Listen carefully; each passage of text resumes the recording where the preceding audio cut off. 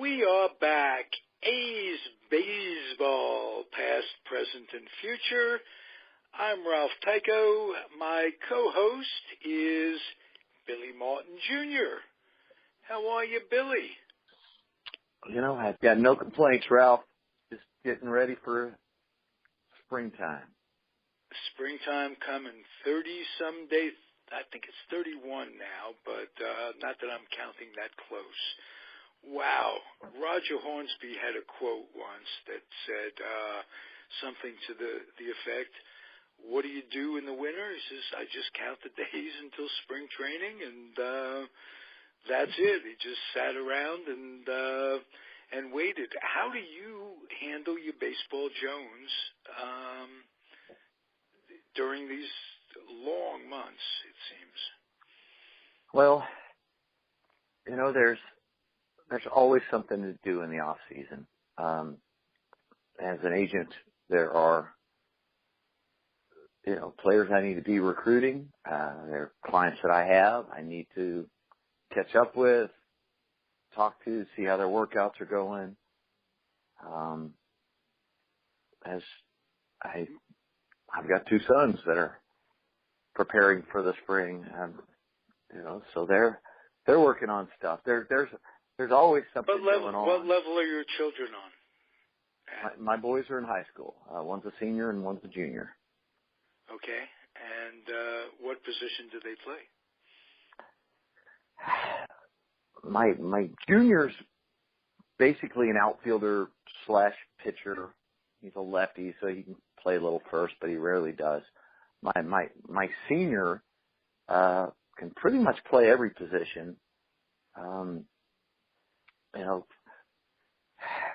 He'll probably play outfield for his team and pitch, but he can pretty much play anywhere. Okay. How about their temperaments? Do they remind you of anyone?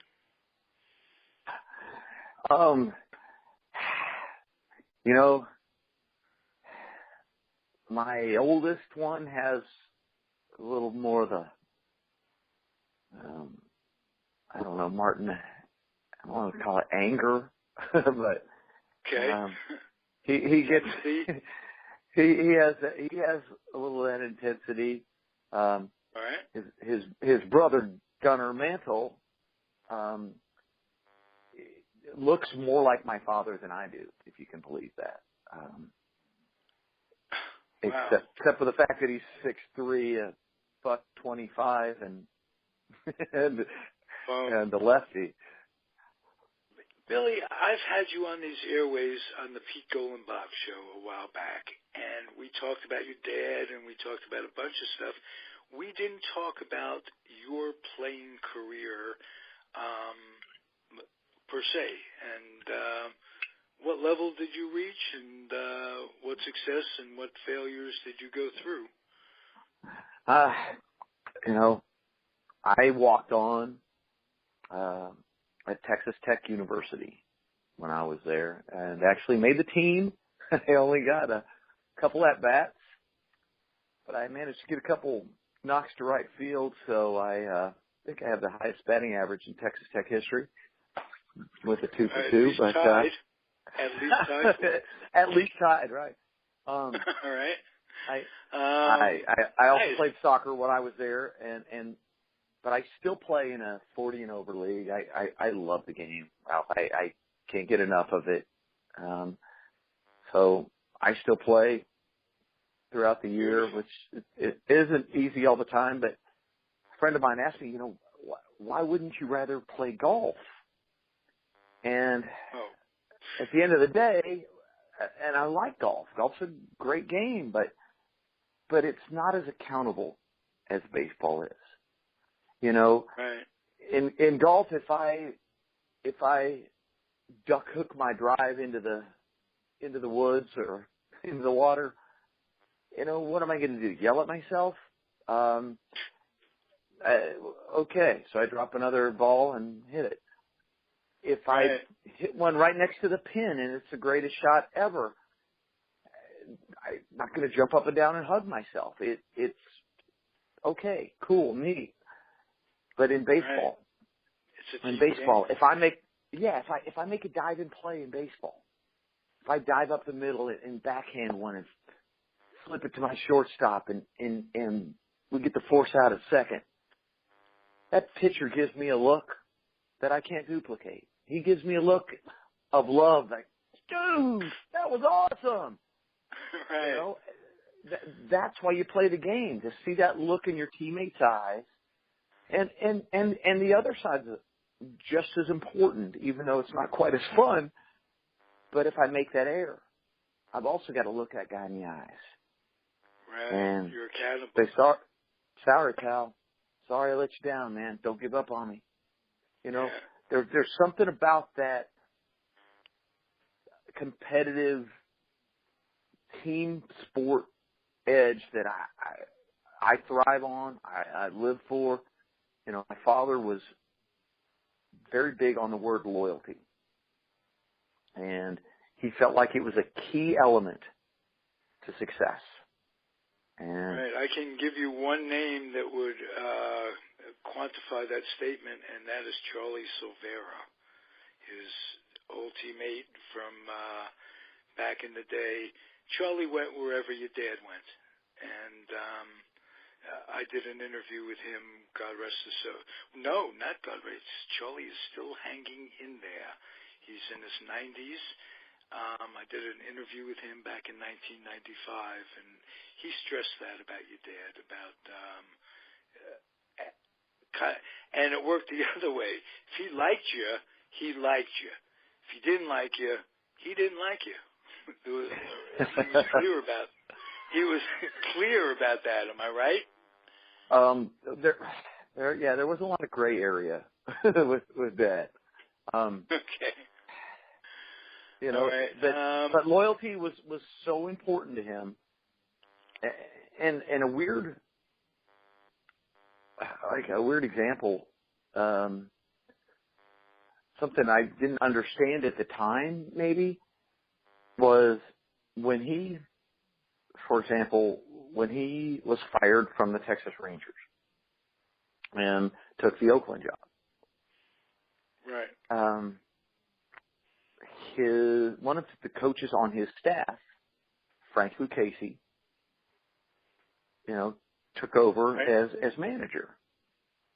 Well, my father was mad as a hornet at Frank. And I asked him one day, I said, Dad, but, you know, he's one of your guys. But wouldn't you rather one of your guys get the job than, you know, some other dude? And he said, not like that. Not like that. And I don't want him to get that job like that. I will get my guy a job if they're loyal to me. Frank should have turned that job down. I would have had him come to Oakland with me, and I would have gotten him a job. And I remember, I remember at the time though thinking, you know, that seemed unrealistic to me. Of course, I was a kid, but then I watched it happen.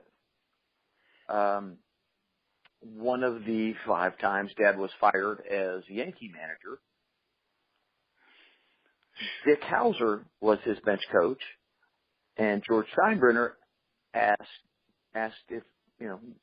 Dick to take over the job when he fired Dad, and Dick told him to shove it.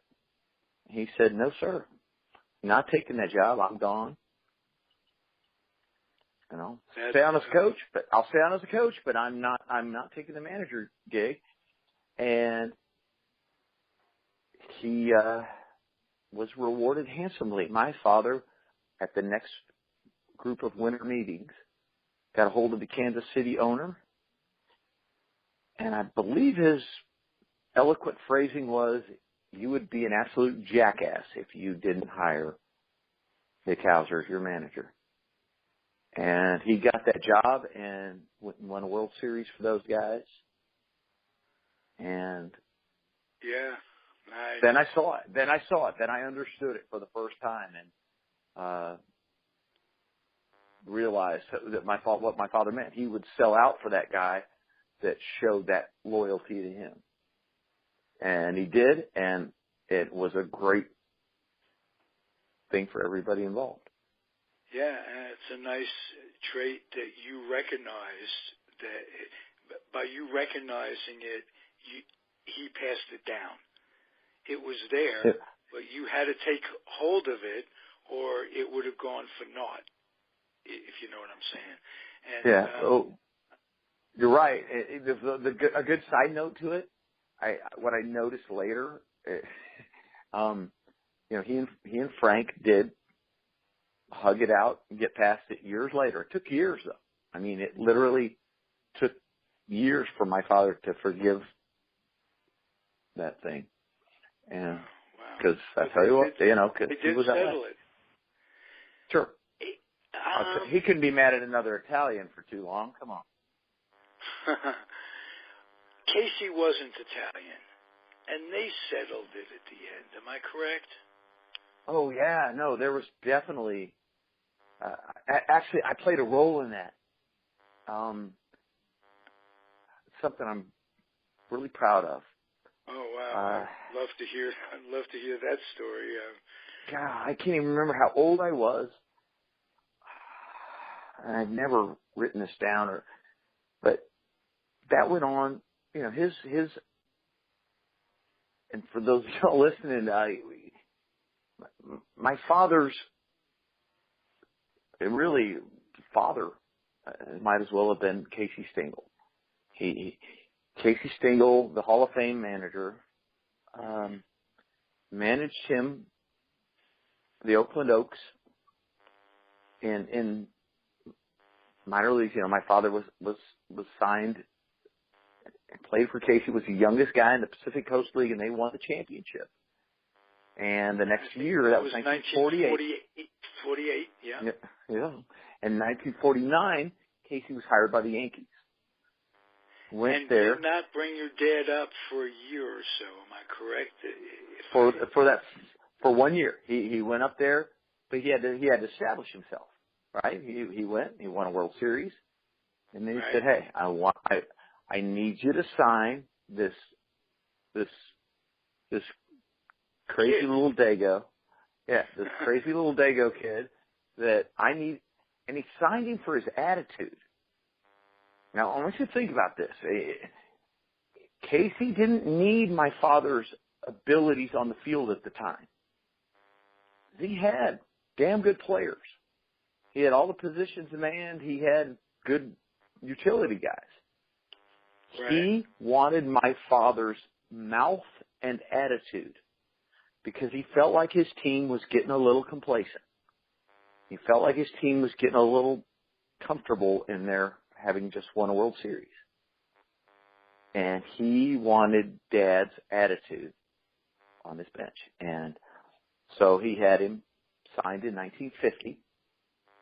And it was mid-season, and they went and won another World Series in which, Dad didn't play a whole lot. So, 1951 was really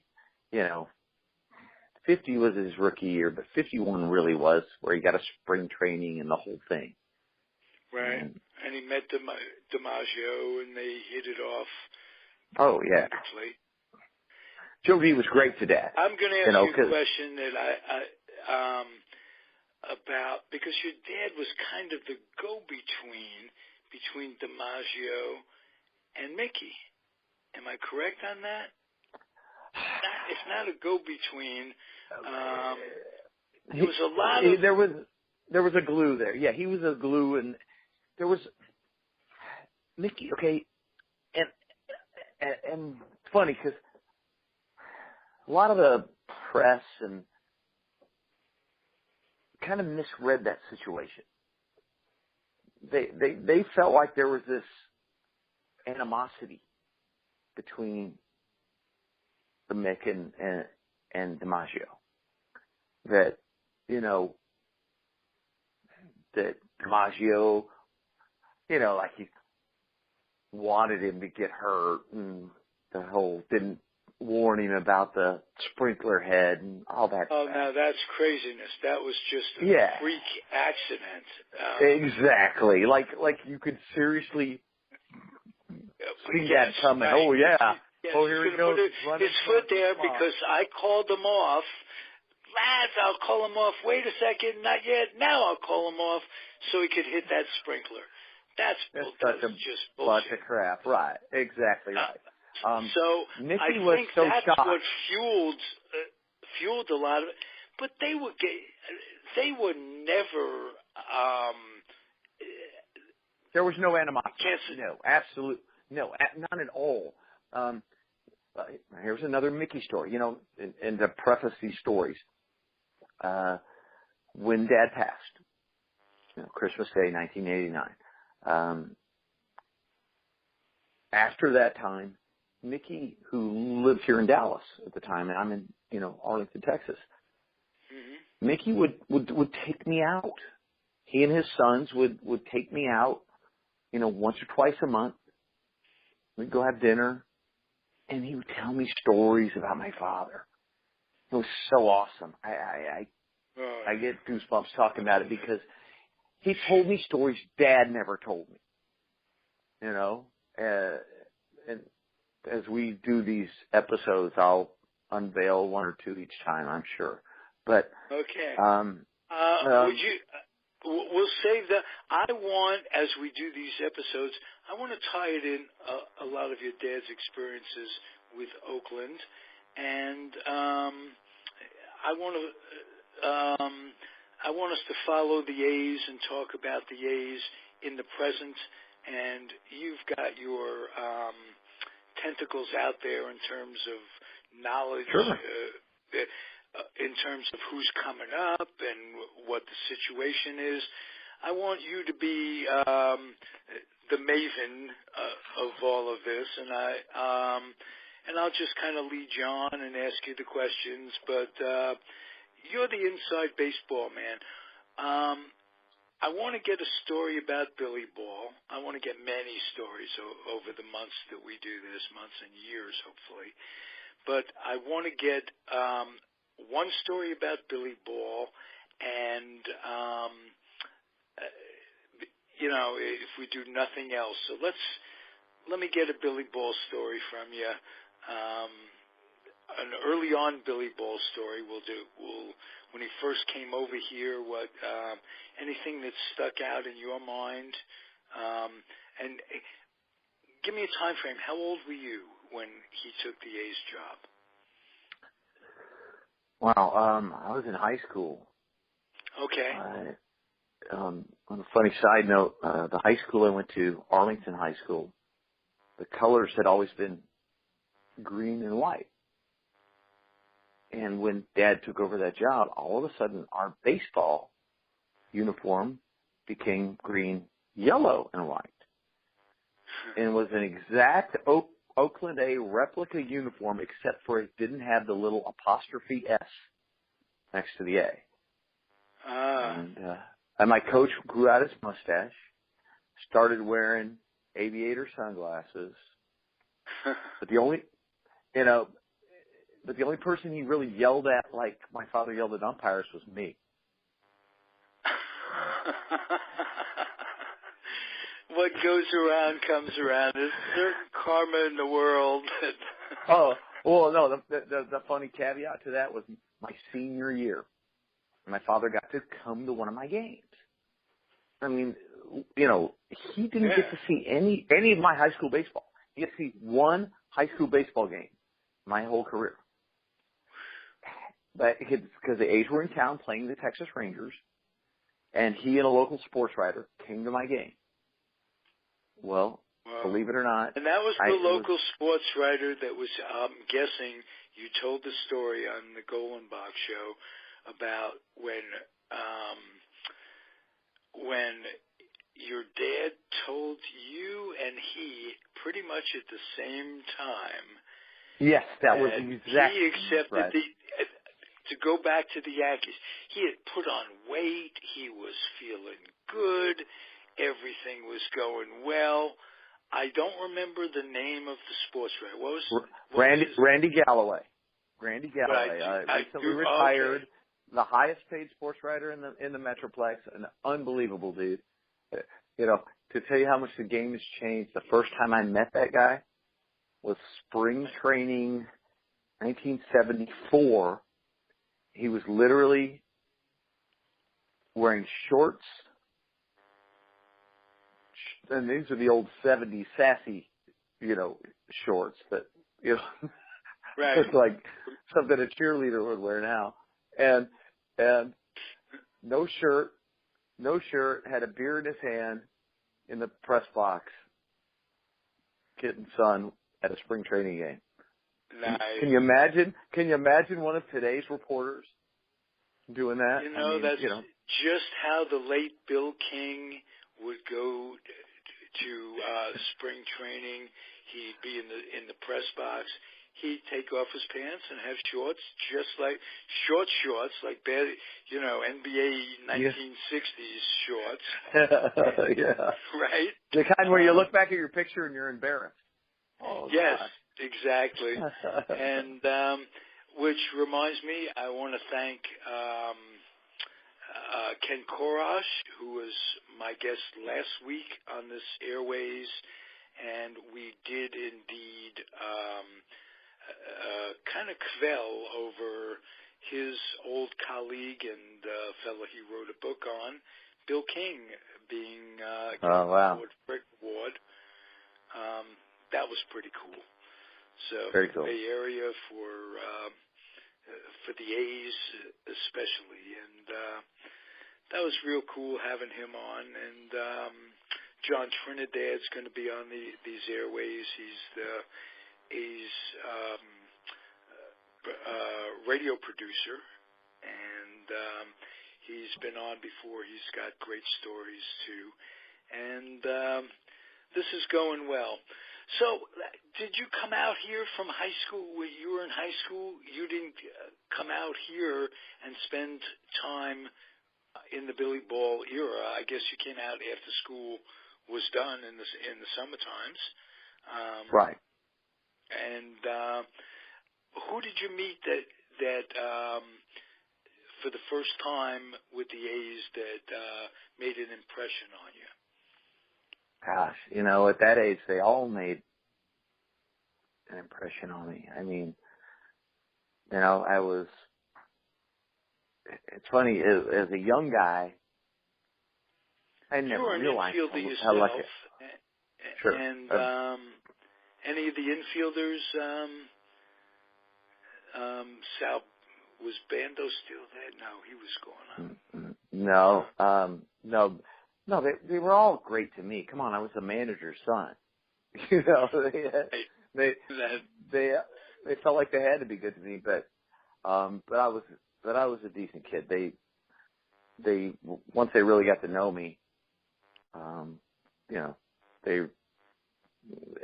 we were great. Mike Norris, ball boy or bad boy, and yeah, sure. I would hang out with them. I would work out. I would shag balls. Mike Norris said this to my kids when I was there this past summer. He said, your dad was the manager's son, and he could have been a little fart. And he said he was a great kid. We all loved him. And it was like the nicest compliment I'd gotten because I didn't want to be that pain in the butt. I didn't bug him for autographs, or I just enjoyed every moment I spent in the clubhouse, hanging out with the guys. And I was at an age then, as I was in high school. So, they weren't a whole lot older than me. And they'd treat me like a little brother and, sneak me a beer in the back of the bus when Dad wasn't looking, and tell me funny stories. And it was that was a coming of age time for me with the team because of how old I was. And it was, they were, come on, that team was unique. I mean, of course, you had, the guy I called the one-man gang. You had the greatness that was Ricky. Yeah, and he was a one-man gang. He was the Willie of his time. He could take, or the Jackie Robinson of his time. He could take over a game. In the field, too, he's very, very fast, obviously. And that outfield of that you got to watch with he and Dwayne Murphy and Tony Armas. Tony Armas, yeah. That was great. Could have been the best defensive outfield of our time, given their pretty speed special. And Armas. The double steals they pulled that year. I think they set the record for stealing home in Major League history. They stole home. Nobody stole home back then. That team stole home in the major leagues. And think about that. I mean, it's amazing. But that was such a fun team to watch. When my father was hired, and that pitching staff, that Kingman was terrific. Obviously, Vida was still there. Was Vida still there? We had Norris, had Keogh. We had. He was just recently the Norris, Keogh, Kingman, McCaddy. Yes, the cat. Yeah. I mean, he was, and Langford. Langford was, he was as steady as they stinking come. Right. I mean, that was a horse, man. That was the Texas. That was a quaint Texas statement. What's the biggest difference? Because you came out here and you were kind of age, after high school, so you knew your stuff. What's the biggest difference between living in California, say the Northern California part, and living where you live, which is the suburbs of Dallas, where this very close to the stadium, no doubt. What's the basic difference in lifestyle between the two? Northern California and where? Well, I mean, okay, there's obviously, especially now, it wasn't so glaring then, but now there's just the cost of living, where in the Bay Area, and what land goes for and what houses go for, but back then I'm not sure it was such a glaring difference. This area has been such a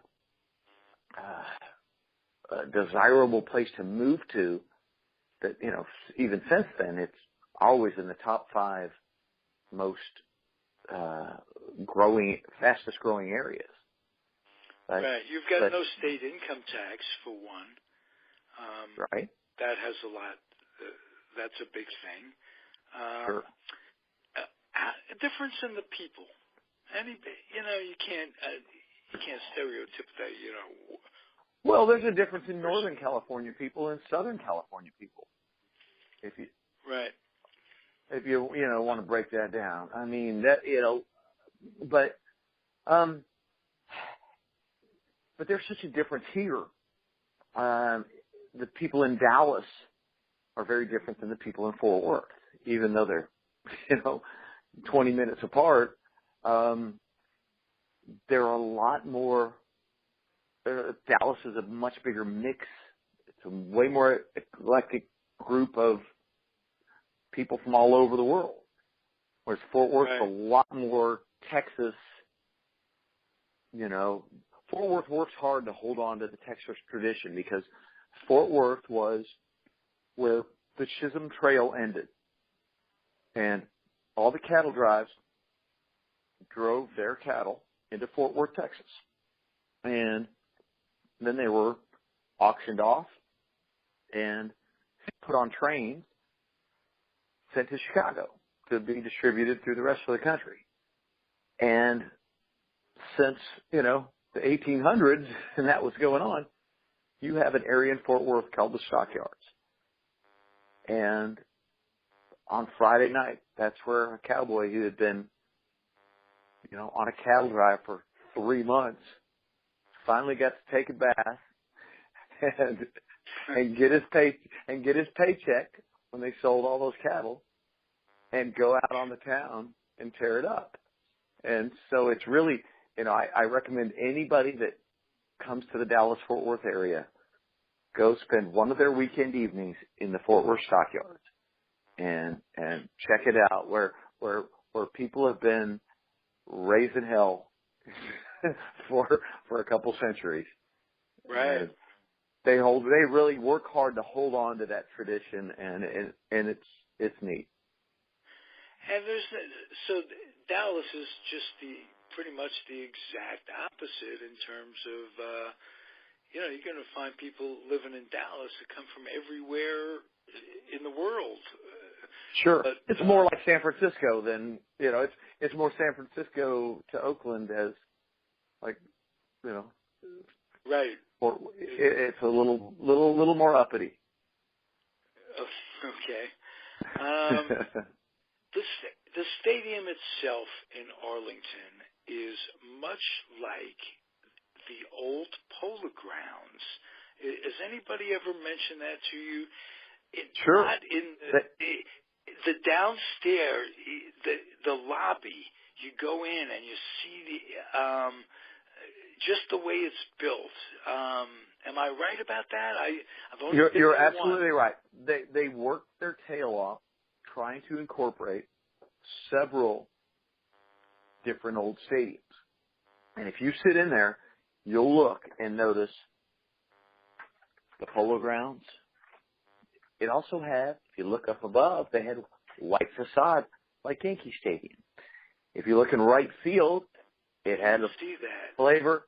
If you look in right field, you get a home run porch like old Detroit ballpark. If you look in center field at the offices and some of the pub, it kind of reminds you of old Comiskey Park. They had a hand-operated scoreboard in left field, like Fenway, but the wall was double high. Oh, what was it, stadium?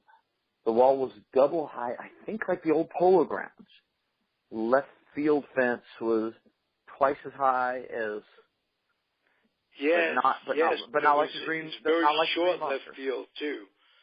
It was the one that Bobby Thompson hit the ball into. Yeah. They called it a Chinese home run as Andy Pafko looked up and Ralph Branca hung his head in 1951. The shot heard round the world. See, I'm a crazy baseball nut. You got to put up with me. Hey, come on.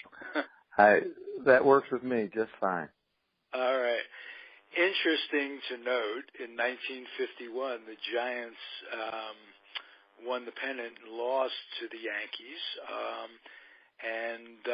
It was the year before Billy, your dad, came up. And the guy who hit a home run was Grand Slam home run was Gil McDougall. And I, even being a Giant fan growing up in New York as a little kid, I loved Gil McDougall for, not because he hit that home run, but he was incredibly versatile and a good ball player and a teammate of your dad's for a lot of years.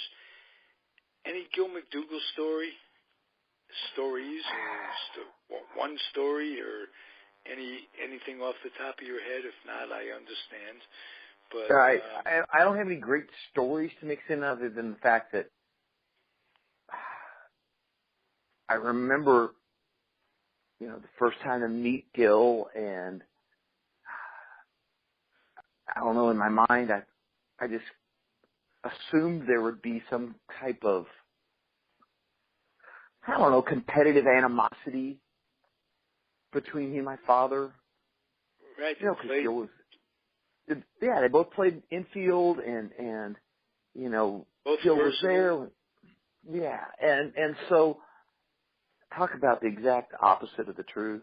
My father adored that man, and what a class act Gil always was, and if you ever heard my father talk about him as a player, you know, it was the highest of accolades.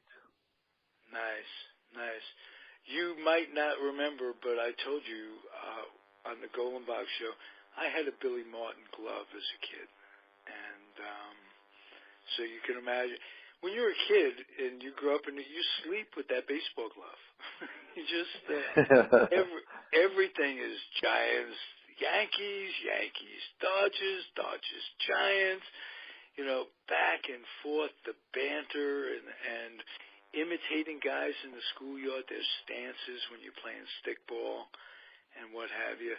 Baseball was so important as a kid. Obviously, was to you in the environment you were in. Your dad being gone a lot. Was there a time when you almost resented baseball as a kid? You know,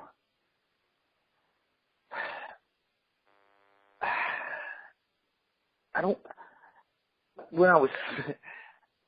think I ever resented it because I loved it so much. And I loved being around it, and I loved being around my father. I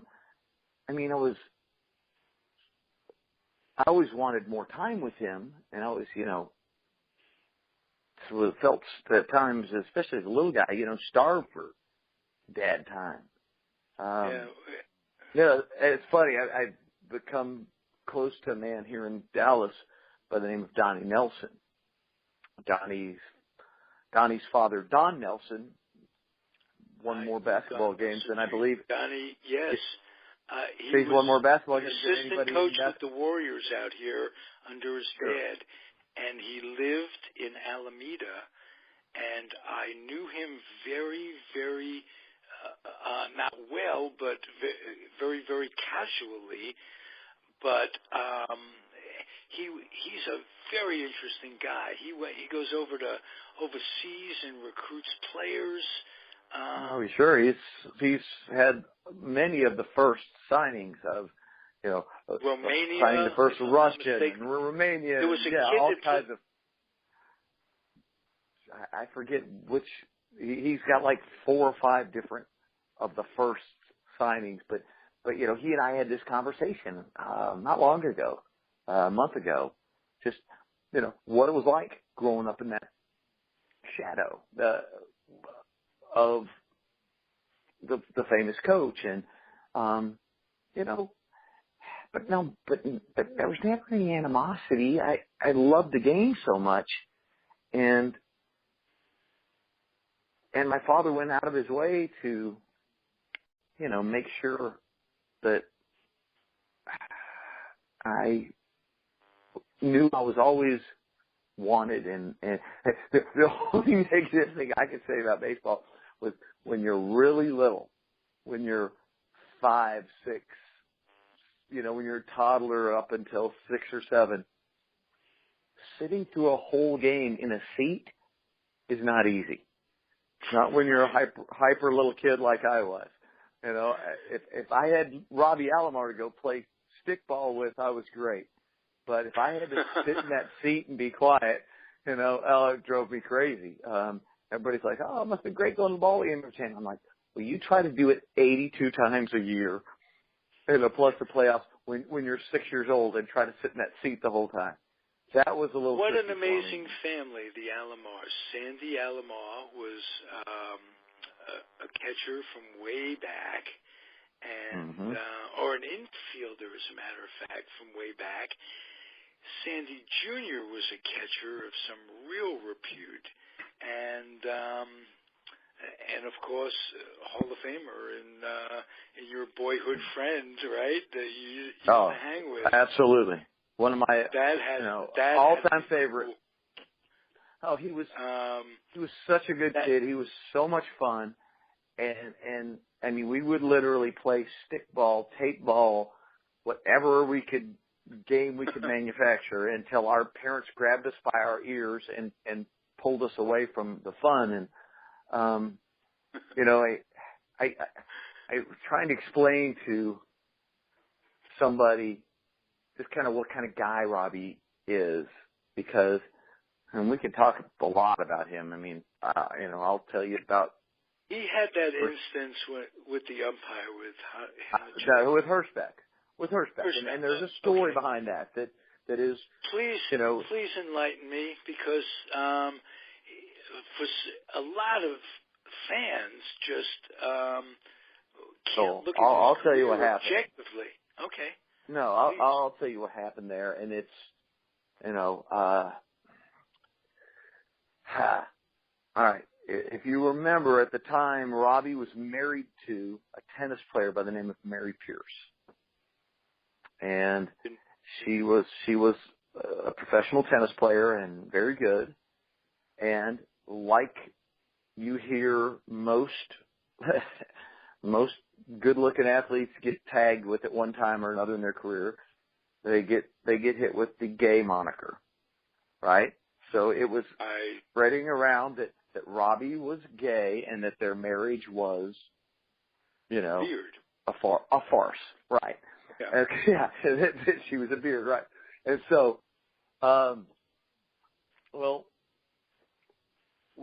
if you watch that incident over with Hirschbeck and him, he was rung up on a pitch that, by the way, I think was a foot outside and low.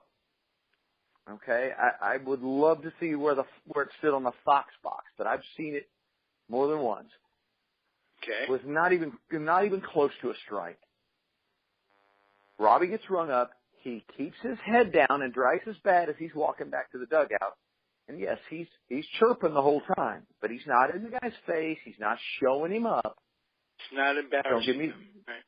Right. Which don't get me started about the whole showing him up thing. It drives me crazy.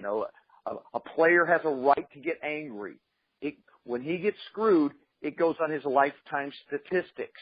It goes on his baseball card for life. When an umpire misses a call, who knows? Nobody. And nobody's there to see them. So it really, that whole show me up thing gets me frickin' going. But Robbie walks to the bench with his head down, chirping. And when he gets in the dugout, he lets Hirschbeck have it. He starts screaming and yelling. And that was a ridiculous call. You're a piece of crap, whatever he said. I don't know. But I'm sure they were not, I'm sure he was letting him have it full bore. Hirschbeck, he wasn't complimentary. No, it was the exact opposite. opposite. You missed one, Hump. Jeez. Next Golly one. darn, I wish you hadn't made that call. But, that's going on my baseball card. And it's a Topps card. Right, he was letting him have it. Well, Hirschbeck took his mask off and looked towards the dugout and said, yeah, well, at least I'm not a faggot. Oh. So, now watch the rest of that sequence. And if you watch Robbie when he comes busting out of there, I'm not sure he wouldn't have punched him had he gotten the opportunity. But they grabbed his arms, they held him back, and that's when he spit, when he realized that was all he could do. And the sad part is, the way our society is, and they don't know that story, they hate Robbie for spitting on him. Had he punched him in the face, he would probably have less detractors. And right. Think about that. I promise you Hirschbeck would have rather been spit on than having Robbie Alomar punch him in the face, because it would have knocked him out cold. But Robbie Alomar was one of the greatest players I've ever watched play. Had I not known that, had I not known what Hirschbeck said, I would have said that the spitting on him was, in a way, more hurtful than if he'd have punched him in the mouth.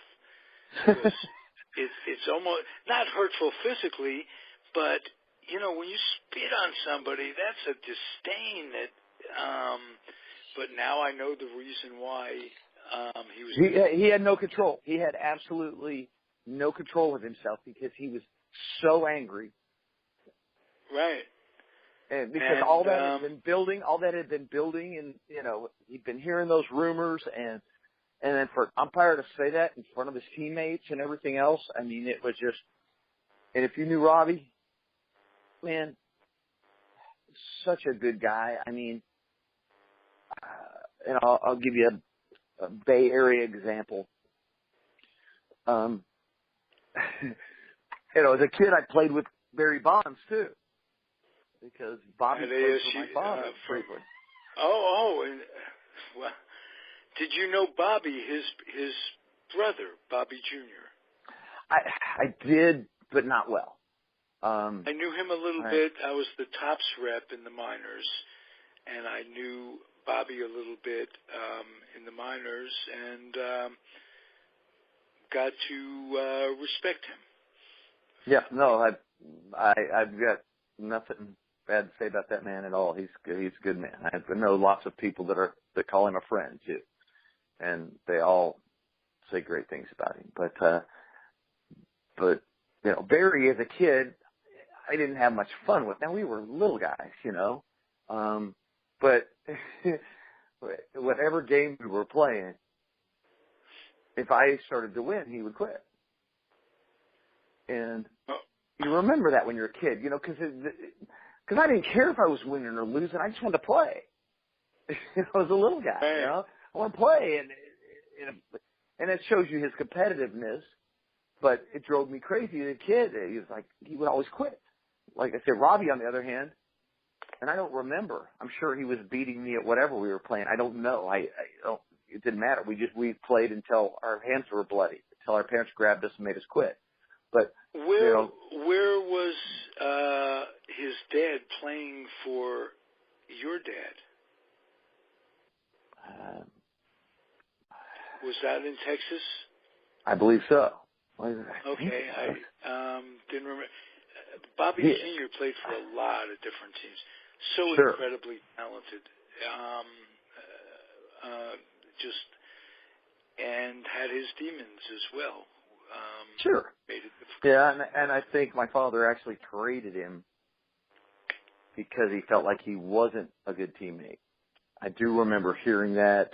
I don't know if I heard my mother say that or somebody. I never heard Dad say it, but I heard somebody say it. But no, but just like the difference in the two guys as adults. I had a client on the Giants when Barry was playing, and I saw him at a club in spring training and went over to shake his hand and say, Barry, I don't know if you remember me. We used to play together as kids, Billy Martin. And, and got the old kind of walking away. Yeah, good to see you handshake, kind of limp handshake as he walked away.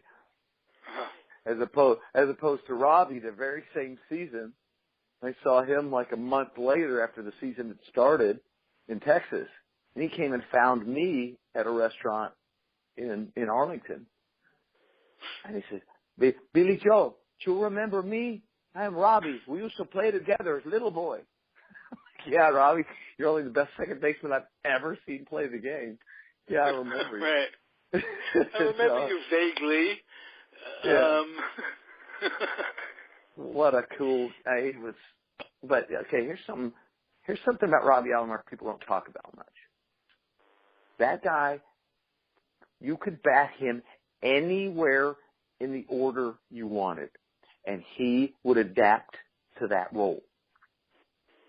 I mean, if you wanted him to bat leadoff, his average would go up, his on-base percentage would go up, he'd take more pitches, he'd do what you needed out of a leadoff hitter. If you put him in a two-hole, he would move runners over, he would do the small ball stuff needed, but you could also bat him in a three-hole or the four-hole, and if you did that, he would adapt to those roles too. And I don't know many hitters that had the ability to be as pliable as he was. Right. And I'd love to look. I'd love to have his lifetime. I'd love for some geek to really take his lifetime statistics from each of those different slots in the order and see how they worked out, because I remember him batting in the 4-hole and hitting more home runs, but his average dropping a little bit, and thinking, wow, I was obviously, I love the guy, but I was in awe of his talent. The way he made those plays to his left look so easy in the field, and what a ridiculous talent he was. Hey, that I am so delighted to be able to think of him objectively as opposed to subjectively, to look at his career based on his talents and not have to think, what a jerk that would spit in a guy's face, not knowing the story. And they say that knowledge is power. I really feel good about knowledge. I feel powerful that I know this, and so few people do. And I hope this gets the word out a little bit. If anybody that knows this story can pass it on, the more people that know the real story of what happened, obviously the better. And I promised you only 45. I know your time is very valuable. Let's do it next week, same time, same place, and see if we can't make this a regular go that and we can keep having fun. This was terrific, Billy. I'm so happy to have you join us. Well, I enjoyed it just as much, and we'll absolutely look forward to next week. Beautiful. You have a wonderful week, and you know where I am. Call me if you need me. To those of you out there, keep on keeping on. Life ain't always easy, but perseverance and intensity and passion, that helps, makes it all worthwhile. Good luck, everybody. See you next week. Thank you, Billy. Really enjoyed. Adios. Adios.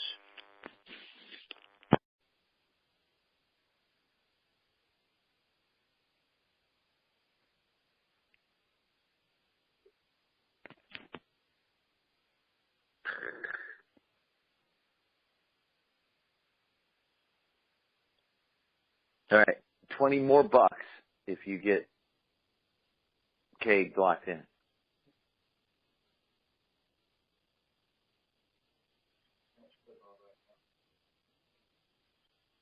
Any damn business.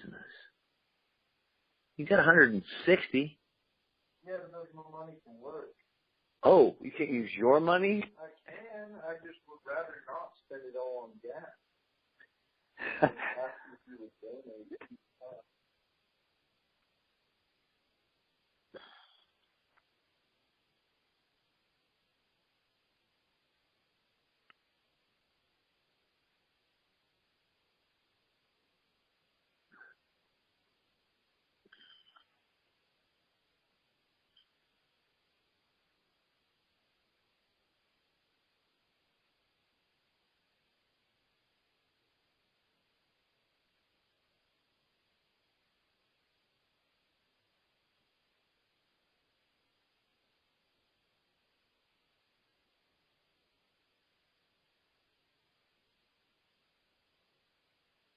Put 25 in there.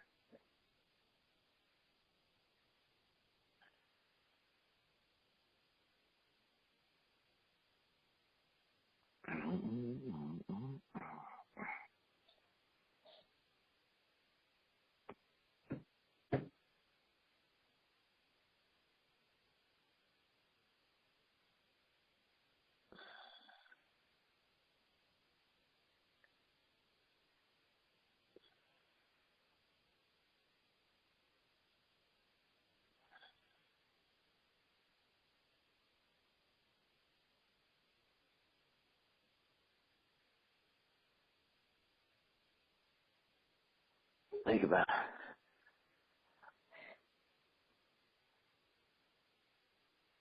Did you tell your mom I paid for your... Oh, no, I didn't. But just do it in a nice way. Don't be, you know what I mean? Don't, oh, Dad want me to tell you, you know, or, I know, but, you know, just, it doesn't hurt to remind her because I know she always, you know, complains about things, and because we're not talking, I can't talk to her about some of those things.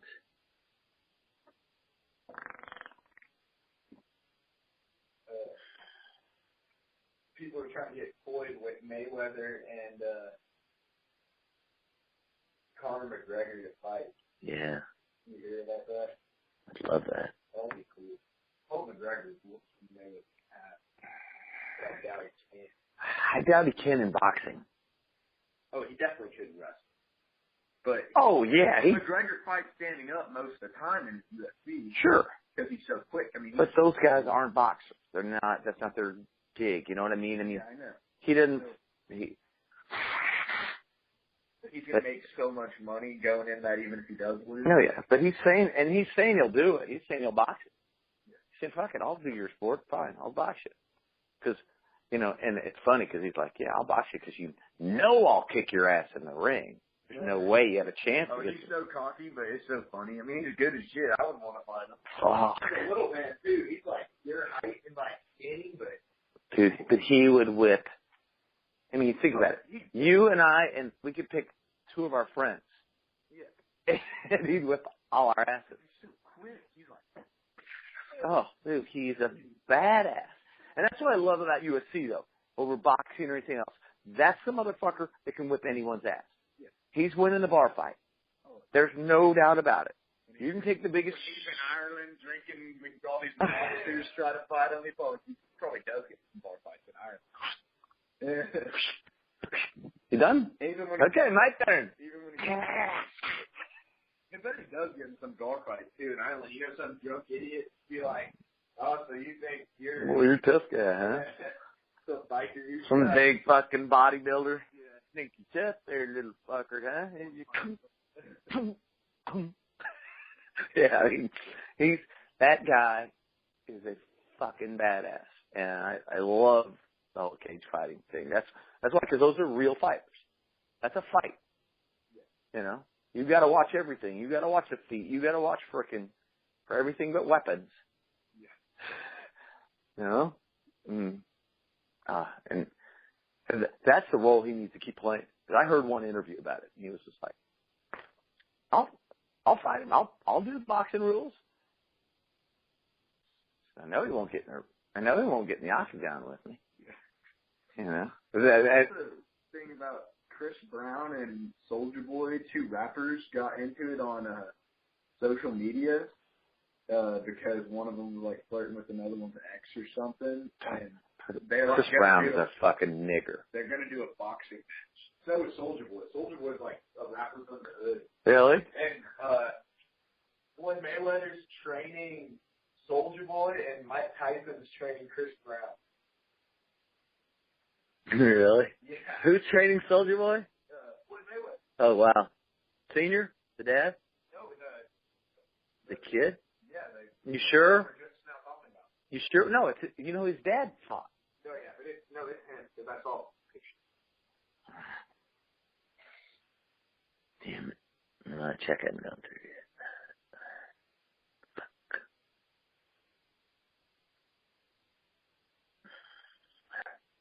No, I can sign off.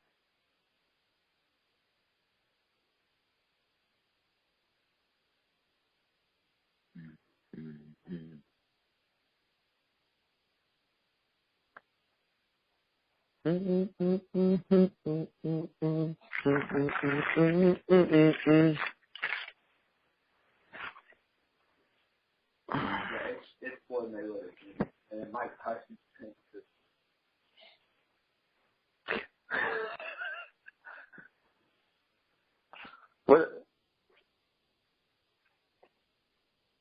That's what idiots. They make a shit ton of money off it. Billy, they don't need any money. And think about it. The one that gets his ass kicked, the one of them's going to lose. The one that wins, it's going to be cool for him. The one that loses, what a risk. Why risk something when you've got stuff to lose? You know? Right. Right, exactly. Like, bottom line is, you and I'd fight either one of them for money. Oh, yeah, because we ain't got... What are we going to lose? So, wow. You know? But... I think I could do both of them. Oh, I'd love to fight them. Just to punch those motherfuckers once. That'd be fun. But even if we couldn't, who cares? They risk it all. I mean, you know, think about that. You buying any more of their shit? If you're into that guy and he gets his ass whipped by Soulja Boy. Soulja Boy whipped your ass? Chris Brown? You've been beating women for all these years? I thought about it in a funny tweet, like, Chris Brown should win because... He's been beating women up for women. Yeah, he knows how to beat women. So I don't know if I want to win because I don't really, like, listen either. They're, like, not the kind of rap that I like when I listen to rap. Well, I don't really care. Like, I'm not swinging either way. Well, I'm just going to cheer for Soulja Boy because I know Chris Brown is a woman beater. Yeah. Well, I like, there was, like, 2 Chris Brown songs I liked in, like, junior high, and there's, like, one, I know, like, 2 Soulja Boy songs, so I don't care about either one of them, so it doesn't really matter. Some people are really into it. They're big Soulja Boy fans. No, I want Soulja Boy because, I like his name. Soulja Boy, he's a little pro-soldier. It's spelled Soulja or something. I know, but I mean, that's the niggy way to go, but that's not fine.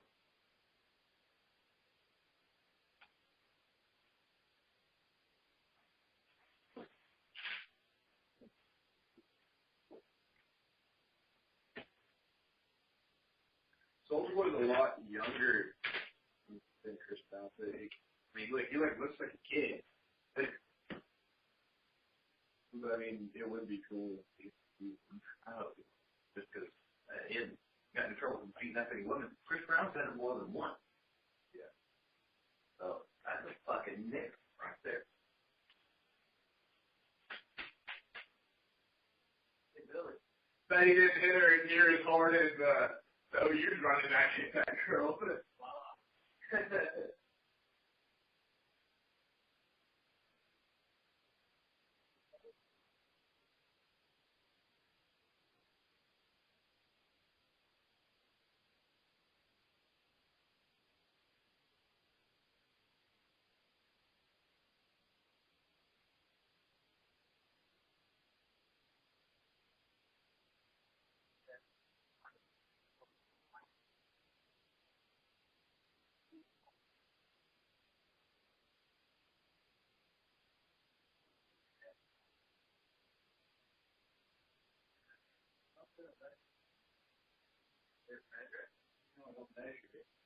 Landry, he has a ruler in his room that he's like measuring to like marks.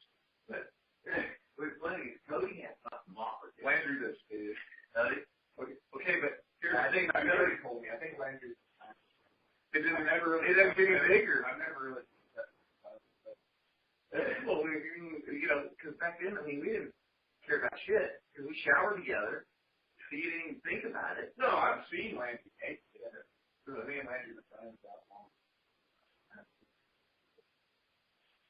But,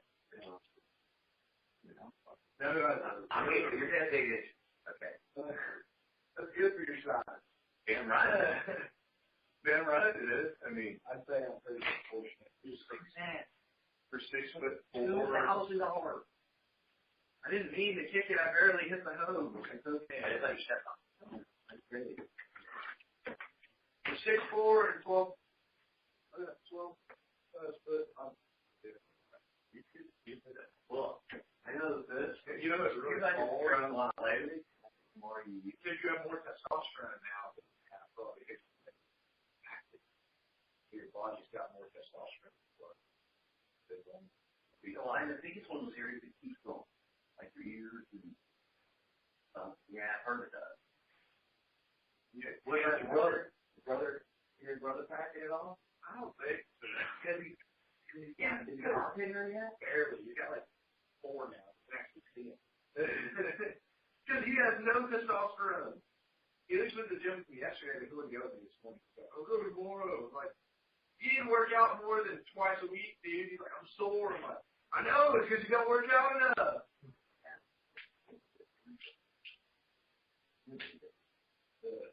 Tanner Walker, you know, talking to old boat, Tanner.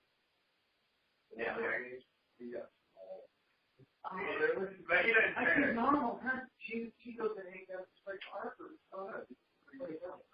So he is tiny, but it's funny, like he said that in the middle, like if someone was talking about small dick, you're like, talking about my dick again? My small dick?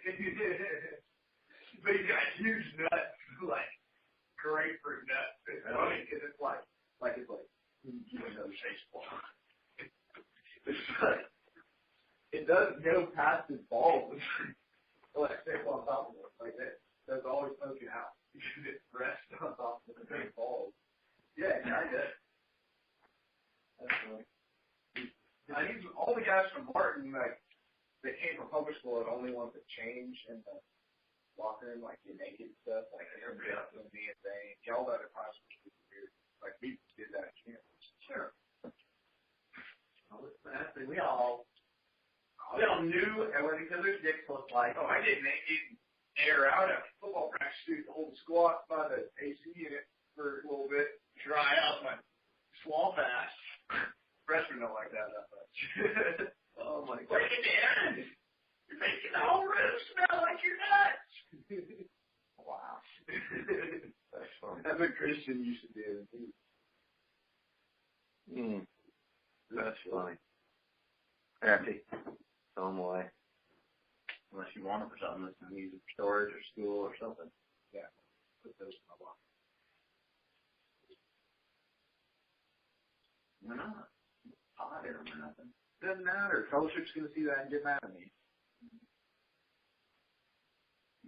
Pull out. Put the picture, the deer hunting picture in my office. I pulled a picture off that wall, Dad. Yeah, I want to come to see it. Do you work on the weekends? No. I mean, tonight I'm going to see a band called Fuel at a private concert. I know. I've heard Fuel. Yeah, they're a private concert. They're a rock band, aren't they? Isn't they a rock band? Mm-hmm. Kind of like heavy rock. Mm-hmm. I throw them pretty hard the past couple days. Well, okay, and here's something you need to say to Gunner the next time y'all throw. Don't be a dick. Don't be burning it out. This is what I told him this morning. I was like, I asked him tonight, because I wasn't being a dick trying to force him. I was like, sure you don't want to go? He was like, no. I was like, all right then. I mean, that's your choice. I'm going to quit trying to make you go if you really do want to stay skinny forever and keep tripping on base trying to each time. No, I will. I just kind of want to be guilty. But next time y'all play catch, you whirl her out, and your throws are making it where his aren't. He's bringing something up to him. So he had a better arm than you. Coach Adams wanted him on the mound more than he did you. Of course. But I know. But we don't have to say that. And don't. But he didn't have more natural movement than you did. Just because it was. No, he did throw the quarter. Or at least he got on the same for me, and he was a year younger. Yeah, I think he threw a little harder. I think he wasn't much, but he did. But say that you say how much impact that had on. You do realize 2 years ago he threw harder. I think he worked like. It's like when you're throwing him balls that he can't get to you. Well, like yesterday, he was like, because he's almost as tall as me, not quite as tall as me. He looks taller than me at first because he's so skinny, and now that I'm getting thicker, it like doesn't make me look as tall unless you got an extra. People will be like, wow, it's kind of taller than me, but then we'll stand next to each other, and so I'm like, but he's like, Doctor told me my growth plates are wide open, so I guess I think I'm gonna be taller than you. And I was like, no, if you don't start working out and get some freaking testosterone, you're not growing at all right now. You're just. I was like, dude, I'm not taller because of working out. It makes your whole body start growing it already. Why? talking too much about it. Really. Yesterday, I went and picked him up from school. We had no choice. I went and showed up, and I texted. He was like, "What car is he taking me home?" I called Parky. I was like, "Don't come get me." I was like, "I'll take you to your house after the workout." You do it? Yeah. But that means she wants you to work out? Yeah, she wants to work out, but he doesn't listen to her either.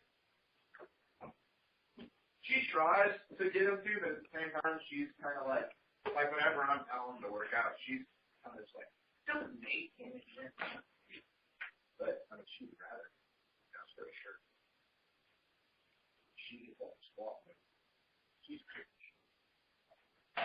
Do you agree? Do you agree? She's good. I like her.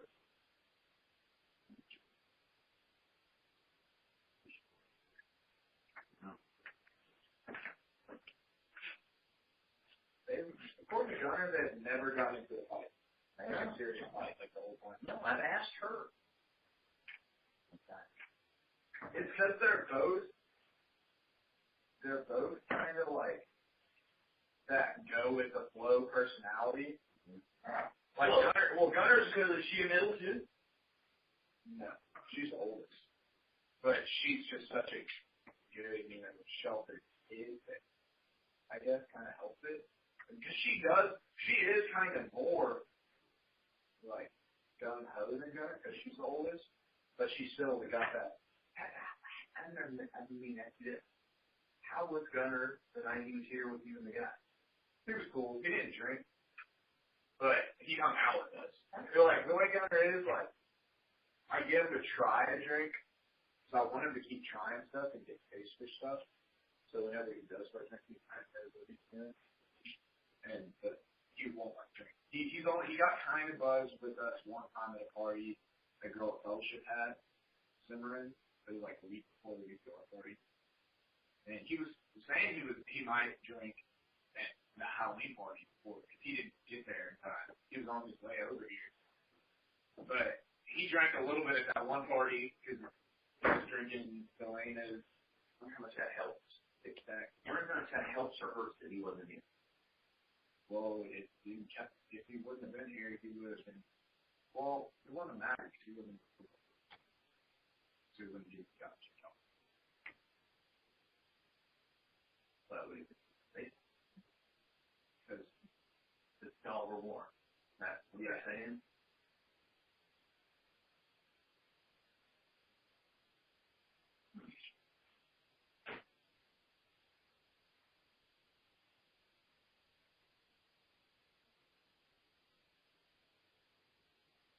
Okay.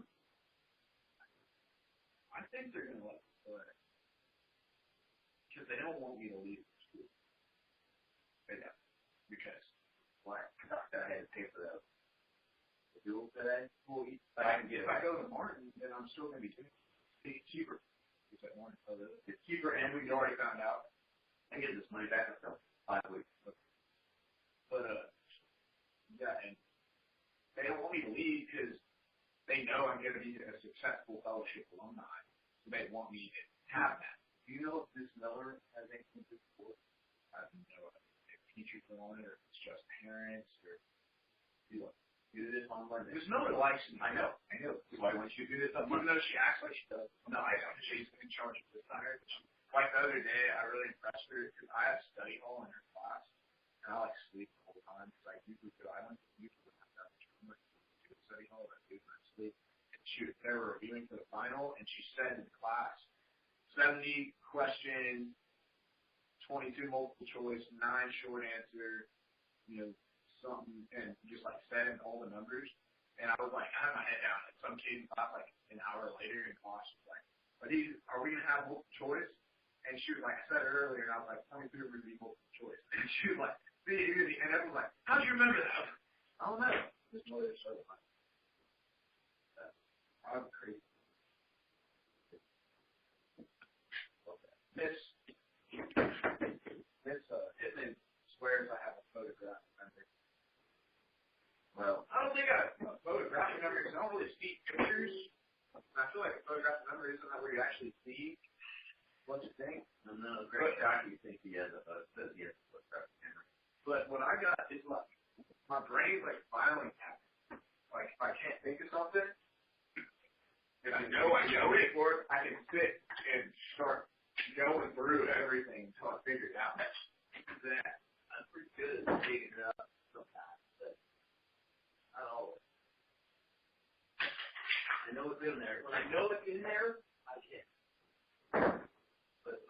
at my age now, when I start getting these memory like tears because I, was bringing up a BGC one day. So it's like I panic sometimes. I can't remember her name. I know I've got it in there. But when I just relax, okay. This come right out. I'll always dig it out. Well, I'm about to go hit up because they're going to tell you. Yeah. Your ginger thing? Ginger. So, actually, it really good. It is. And it's good with ginger ale, too, that ginger ale's a little. Did you drink a ginger beer? I made a ginger beer. And that's my vodka. Did you drink some of my vodka? I'm not mad at you. No, I used some. Okay, because I used it to clean. Because it was over here and I was back there, so I was like, no, I put the paper towel. I put the paper towel and soap and like squirt. drink my vodka, using my vodka. No, you owe me a little twin. I got that vodka that you like, and I got cognac. Yeah, you got 2 inches of it. No, I got it all. We just drank a lot of it. We drank way more than I thought we were. But vodka, okay, you know we get that. You know we get that bullshit stuff here. You know what? It's good vodka. Taste that. Get your friends that say, I know, I like that. I like it. Get this one. That's the one you get. This one. I like it. I like that color. That was cheap. That was like not the cheapest one. It was like technically very cheapest one. Good. I like it. Okay. You know what that costs? I haven't tried it. Was it open? I was looking at it. I was being weird. Vanilla bourbon. They won't take. It's not my toasted caramel or honey, but okay. I think that's in the drink. Yes.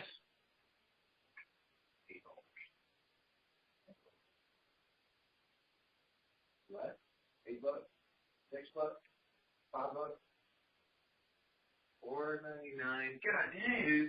Two for $8. That's pretty good. 35%. Where? Guess where? Mm-hmm. Not got much alcohol on it. 70%? 70 proof. I mean, yeah. 70%. That's what this is. Oh, okay. That is. Yeah. Now this is 80. Vodkas are 40%. Yeah, they're 80 proof. These are 70. Anything flavored usually not down 10 proof. Big deal. They're like only. Yeah, I got this for free. That's something that I can have. You ever tried Bacardi and pineapple? Well, Bacardi and Coke stand good. That's what we drink out of the Dandies. Okay, you know what that's called? What? Especially sweet liner. Cuba Libre. You know why? Because when Cuba was liberated, they had rum. We had Coke. Oh yeah, I heard that story. The Rough Riders had Coke, and I saw the Coca-Cola did it, or Bacardi did a commercial about it with Coca-Cola a couple years ago. It's a cool story. Remember I told you about making friends with that old gay man and love it? That's what he drank. Cuba Libre.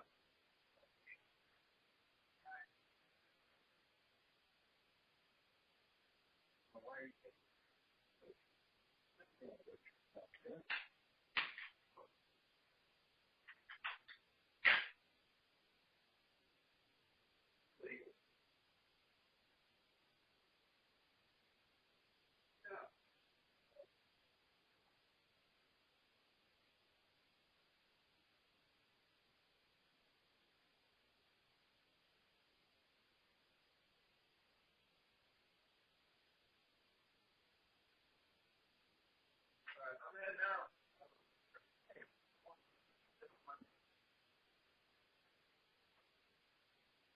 I want you to go in this call yours off Tuesday. No school Monday? Nope. Sweet. I'll make it have a dream. You know what? Now, help out. That was fucking great name. No, he was. He was a great fucking name. And you know, part of why he's so great? He's smart. Anyway. You want to hear a funny racist joke? Yes, but let me get this out so I'm done with it. Don't forget it. I want you to go into Miss Collier's office on your own. This coach wants me to do it. But I think it's better if you do it. You wrote your own letter. You didn't, okay.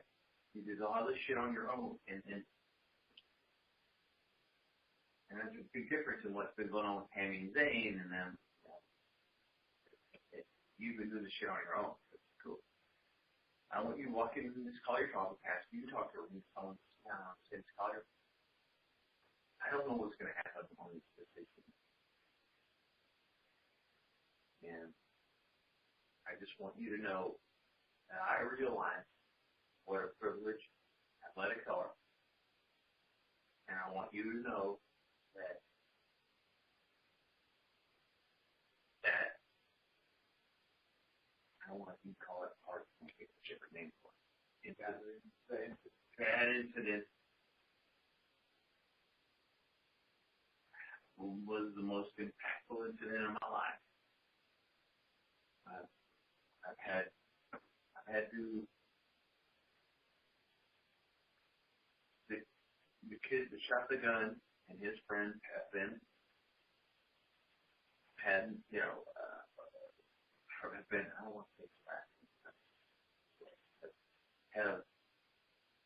have been threatening me. So my father made me go to the police. I have had to meet with them more than once.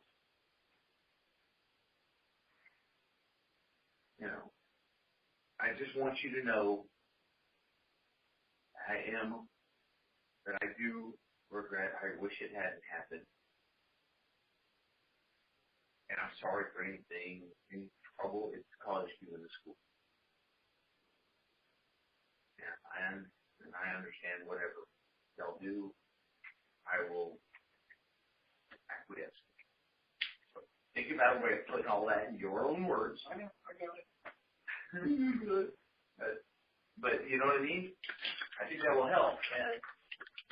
And I may try to get a meeting with her too, but you've got to tell me, you've got to really read her face.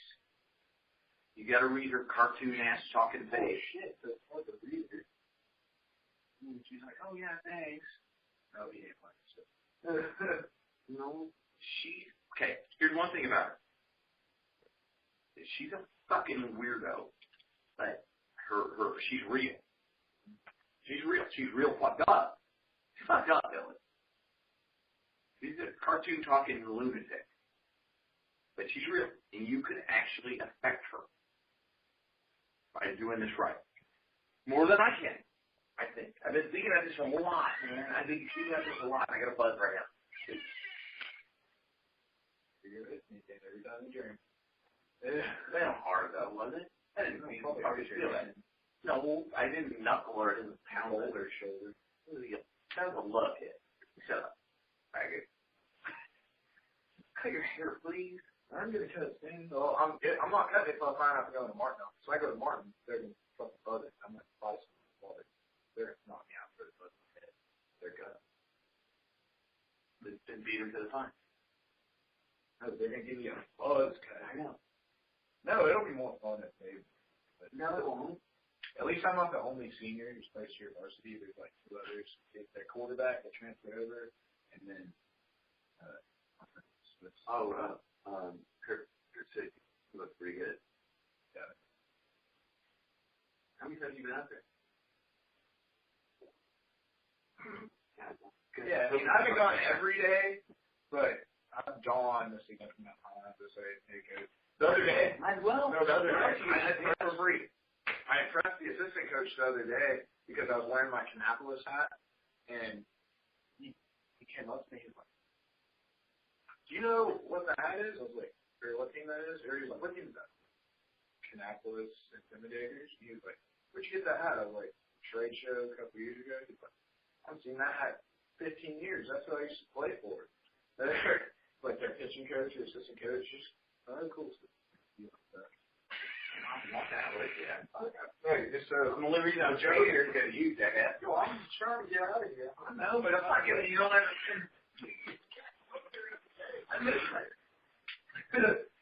No, I just know.